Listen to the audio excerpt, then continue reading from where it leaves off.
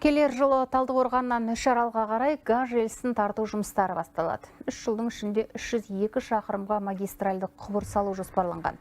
Нәтижесінде Жетісу облысының Ақсу, Сарқан, Алакөл аудандарындағы табиғи газбен қамтылады. Аудандары. Өңірді газдандыру ісі 2017 жылдан бері жүргізіледі. Нәтижесінде 200-ге жуық ауылдың 22-сі көмір тасып, от жағу машақатынан құтылды және облыс орталығы газдандырылды.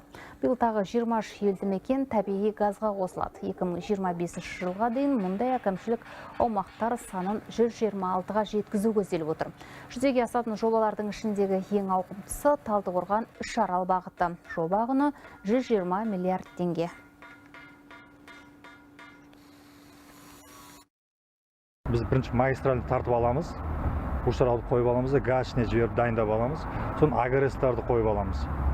Онда бізде бірінші 3 жыл линия тартылады, жалпы 3 аудан бойынша 66 ауыл толық газдандырылады. Барлық аудандарды газдандыру 2030 жылға жоспарланған.